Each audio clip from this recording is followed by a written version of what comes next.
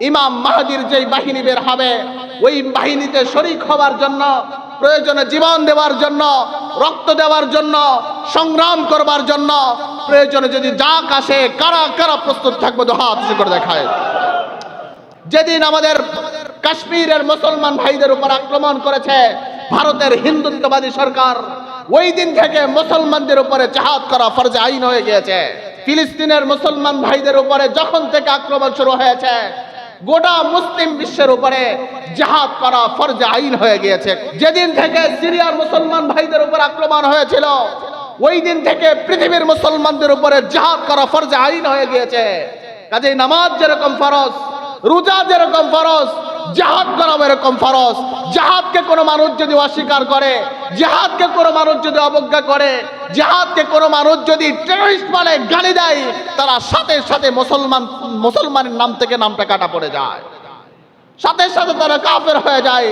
কাজেই জিহাদকে অস্বীকার করবার কোনো সুযোগ নাই, জিহাদকে ছোট করে দেখবার কোনো সুযোগ নাই। দিন আগে সিরিয়া বিজয় হয়েছে, সিরিয়ার মধ্যে কোরআনের আইন প্রতিষ্ঠিত রয়েছে, আল্লাহ তাআলার আইন সিরিয়ার মধ্যে প্রতিষ্ঠিত রয়েছে।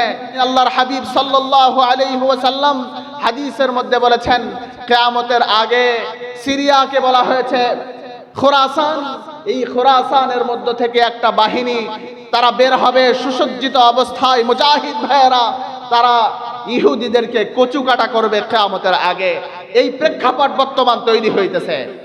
আজকে ইহুদি তোমরা যারা নাচতেছো আর মুসলমানদের উপর আক্রমণ চালাইতেছো, বেশি দিন নাই তোমরা যখন গাছের পাশে গিয়ে আশ্রয় নেবে, গাছের জবান আল্লাহ তাআলা খুলে দেবেন, মুসলমানদেরকে গাছ ডাক দিয়ে বলবে, হ্যাঁ মুসলমান মুজাহিদ, আমার পাশে অভিশপ্ত ইহুদি দাঁড়ানো, তাকে ধরো আর তাকে কতল করে দাও।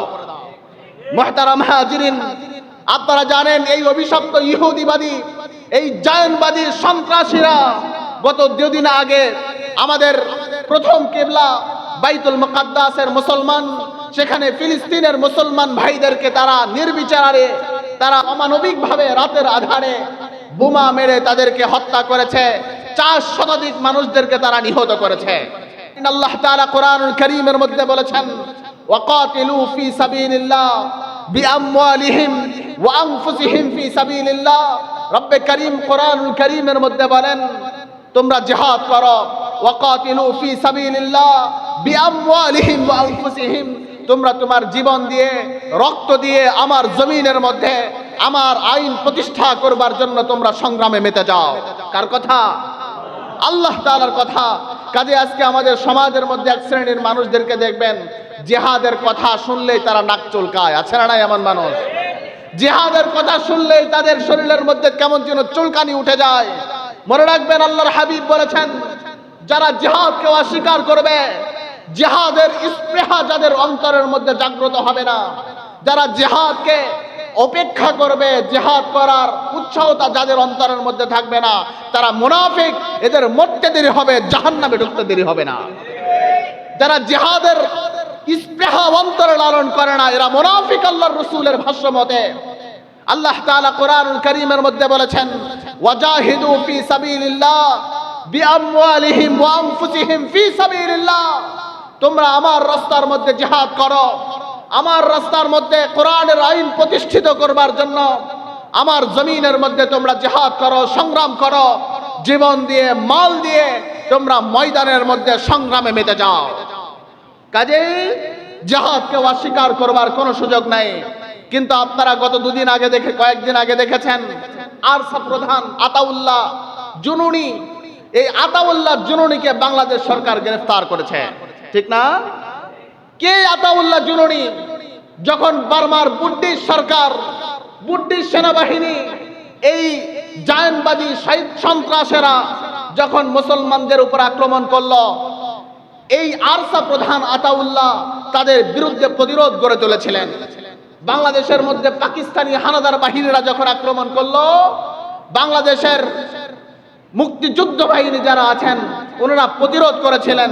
কাজেই মুক্তিযুদ্ধ বাহিনীরা জঙ্গি যেমন হতে পারে না, আরসার মানুষেরাও জঙ্গি হতে পারে না। কথা বলেন ঠিক কিনা? মুসলমানদের উপর তোমরা আক্রমণ করবা, মুসলমানদের উপর নিপীড়ন করবা, মুসলমানদের বাড়িঘরগুলো বোম মেরে উড়িয়ে দিবা, আর আমরা প্রতিরোধ করলেই জঙ্গি বলবা, আমাদেরকে টেররিস্ট বলবা। এই ধোঁয়া মানুষের কানে ঢুকিয়ে আর কোনো উপায় হবে না। মানুষেরা বুঝে গিয়েছে, আর মানুষ বুঝবে না, তারা বিশ্বাস করবে না। কথা বলেন ঠিক কিনা? মুহতারাম হাজিরিন, বাংলাদেশের মধ্যে অনেক মিডিয়া আছে, দেখবেন জঙ্গিবাদ তৈরির কারখানা তাদের কাছে, ঠিক না? ভালো মানুষদেরকে জঙ্গি বানিয়ে দেয়। কোরআনের কথা বললেই জঙ্গিবাদ হয়ে যায়, মাথার মধ্যে টুপি পরলে জঙ্গি হয়ে যায়, মুখে দাড়ি রাখলেই জঙ্গি হয়ে যায়। এ সমস্ত মিডিয়াগুলো আমি গত সপ্তাহে বলেছিলাম, প্রকৃত মিডিয়া নয়, এরা হলো মিডিয়া সন্ত্রাস, এরা হলো তথ্য সন্ত্রাসী, এরা মুসলমানদের ভাবমূর্তি সবসময় বিনষ্ট করতে চায়। মুহতারাম হাজিরিন, কাজেই আমাদের সময় এসেছে ঐক্যবদ্ধ হবার।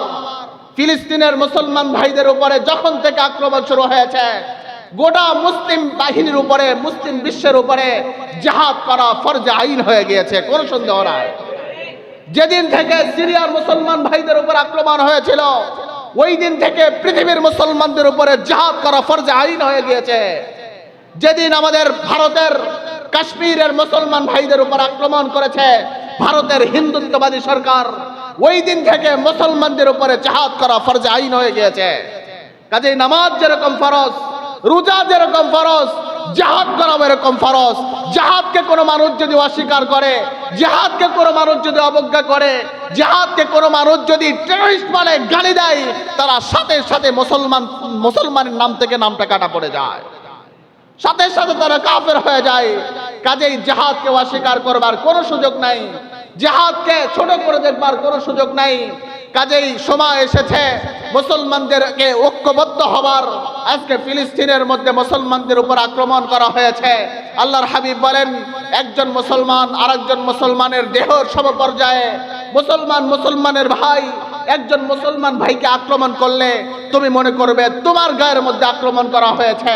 কাজেই মুসলমান ভাইদের উপর আক্রমণ করা হয়েছে, আপনার যদি ব্যথা না লাগে, আপনার যদি অন্তরে রক্তক্ষরণ না হয়, বুঝে নেবেন আপনি মুসলমান নয়, আপনি মুনাফিক। আপনি মুসলমান নন, আপনি মুনাফিকের মধ্যে কোনো সন্দেহ নাই। কাজেই কিয়ামতের আগে খোরাসান বাহিনী তারা বের হবে ফিলিস্তিনের মুসলমান ভাইদেরকে উদ্ধার করবার জন্য, আমাদের প্রথম কেবলাকে উদ্ধার করবার জন্য, আর জায়নবাদী এই সন্ত্রাসী ইহুদিদেরকে দুনিয়া থেকে নিশ্চিহ্ন করবার জন্য ইমাম মাহদির যেই বাহিনী বের হবে, ওই বাহিনীতে শরীক হবার জন্য, প্রয়োজনে জীবন দেওয়ার জন্য, রক্ত দেওয়ার জন্য, সংগ্রাম করবার জন্য, প্রয়োজনে যদি যাক আসে, কারা কারা প্রস্তুত থাকবে, তো হাত উঁচু করে দেখায়।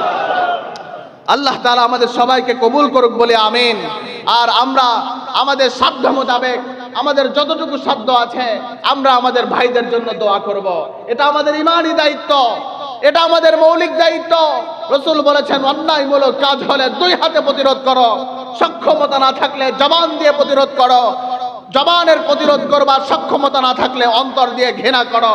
কাজে আমাদের ভাইদের উপর আক্রমণ করা হচ্ছে, আমাদের ভাইদের উপরে নির্বিচারে তাদের বাড়িঘরগুলো গুড়িয়ে দেওয়া হচ্ছে। কাজেই আমরা তাদের জন্য দোয়া করব, আমরা তাদের জন্য মন থেকে দোয়া করব। রমজান মাস, আল্লাহ রাব্বুল আলামিন যেন তাদেরকে এই বর্বর নির্যাতন থেকে হেফাজত করেন। আল্লাহ রাব্বুল আলামিন আমাদের সবাইকে কবুল করুক, সমস্ত প্রকারের বিপদ ও মুসিবত থেকে হেফাজত করুক, তামাম পৃথিবীর মুসলমানদেরকে এক এবং নেক বানিয়ে দিক বলি আমিন।